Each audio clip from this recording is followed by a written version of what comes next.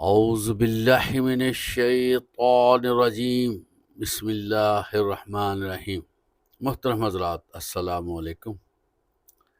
انسان بڑا حساس واقعہ ہوا ہے، ہر چیز کو محسوس کرتا ہے اور چھوٹی چھوٹی بات دل کو لگا لیتا ہے، اور آئے دن کوئی نہ کوئی پریشانی کا سامنا بھی کرنا پڑتا ہے، جس سے دل میں بے قراری آتی ہے، دل زیادہ دھڑکتا ہے، ٹینشن لیتا ہے، اور آرام اور سکون ختم ہو جاتا ہے۔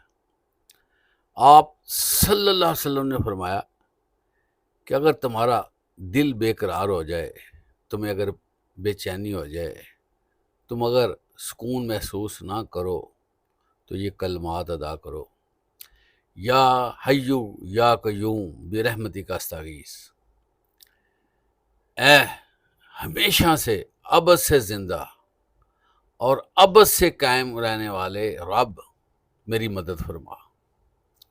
محترم حضرات، چھوٹے سے کلمات، مختصر الفاظ، لیکن یہ دل کی گہرائیوں تک پہنچنے والے ہیں، اور جو بندہ اس کا ورد کرتا ہے، یہ ایک بہت ہی اچھا ٹونک ہے، طاقت ہے، جس سے انسان کے دل کو سکون، آرام ملنا شروع ہو جاتا ہے، انسان کا دل طاقتور ہو جاتا ہے، اور اس کے اندر بے خوفی آتی ہے۔